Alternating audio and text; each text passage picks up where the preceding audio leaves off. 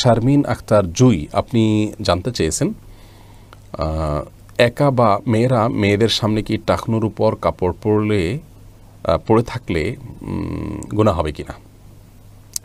একা বা মেয়েরা মেয়েদের সামনে টাকনুর উপর কাপড় পরে থাকলে গুনাহ হবে কিনা। বোন শারমিন, আপনার প্রশ্ন উত্তর হলো না, এতে কোনো গুনাহ হবে না। কারণ হলো মেয়েদের জন্য যে পর্দার বিধিবিধান দেওয়া হয়েছে সেই পর্দার বিধিবিধানটা মূলত পুরুষদের সামনে, পরপুরুষদের সামনে, গায়রে মাহরাম পুরুষদের সামনে যখন থাকবেন তখন আপনাকে পর্দা মেনটেন করতে হবে।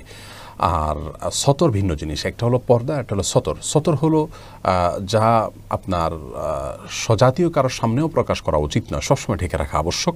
পুরুষদের জন্য সতর যেমন নাভি থেকে হাঁটু পর্যন্ত, নারীদের জন্য যে সতর রয়েছে সেই সতরের মধ্যে পায়ের গোছা টোছা এগুলো সতর নয়, যার কারণে একজন নারী অন্য নারীদের সামনে তার পায়ের গোছা টোছা এগুলো যদি উন্মুক্ত রাখেন তাতে তিনি গুনাহগার হবেন না।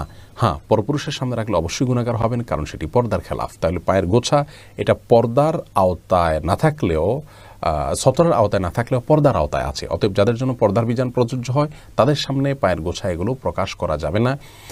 কিন্তু যেহেতু এটি সতরের আওতায় নাই বিধায় যাদের সঙ্গে পর্দার বিধান নাই তাদের সঙ্গে এটা প্রদর্শন করা যাবে। খোলাসা কথা হলো, একজন নারী তার টাকনুর উপরে কাপড় যদি উঠে যায়, পায়ের গোছা যদি অন্য নারীরা দেখে, কোনো অসুবিধা নেই, কারণ এটি পর্দার অন্তর্ভুক্ত নয়। এটা পর্দার অন্তর্ভুক্ত, সতরের অন্তর্ভুক্ত নয়। যেহেতু পর্দার অন্তর্ভুক্ত, অতএব অন্য নারীদের সাথে পর্দার বিধান নেই। এরপরে যে প্রশ্নটি আমি দেখতে পাচ্ছি সেটা হলো তানভীর আহমেদ নিলয়, আপনি জানতে চেয়েছেন, তার আগে একটা প্রশ্ন আছে। আয়েশা আখতার, আপনি জানতে চেয়েছেন একজন আমার জন্য খাবার পাঠালো, অথচ আমি জানি না এই খাবারের উৎস হালাল নাকি হারাম। আবার ওনার পরিষ্কার পরিচ্ছন্নতার ব্যাপারেও আমি অবগত নই।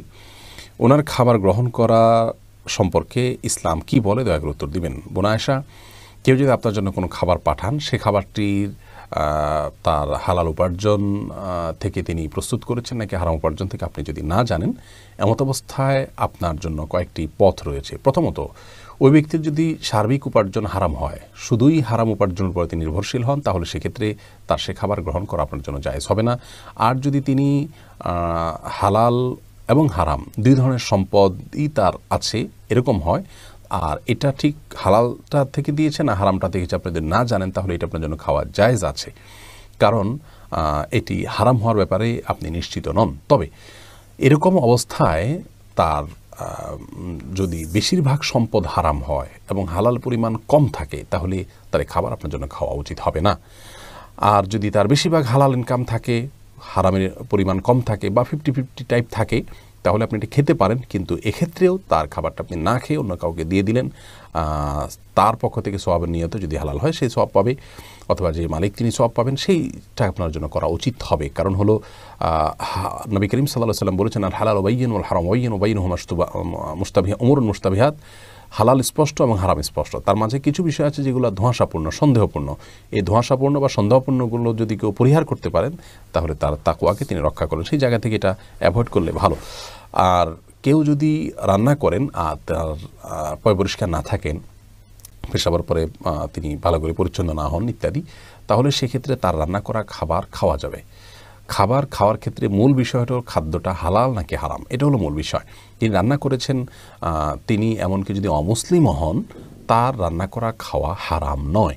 তিনি যদি হারাম কোনো কিছু সেখানে না মিশিয়ে থাকেন, না দিয়ে থাকেন, হারাম কোনো খাবার আপনাকে পরিবেশন না করে থাকেন, তাহলে তার হাতের রান্না আপনি খেতেই পারেন। অনেকেই এই অজুহাতে খানা খেতে চান না যে যার হাতের রান্না খাবো তিনি পাক পবিত্র ছিলেন কি ছিলেন না। তিনি পাক পবিত্র থাকেন বা না থাকেন, খাবার যদি পবিত্র হয়, পরিষ্কার মানে হারাম কিছু না হয়, তাহলে সেটি খাওয়া যেতে পারে, কোনো অসুবিধা নেই। এরপর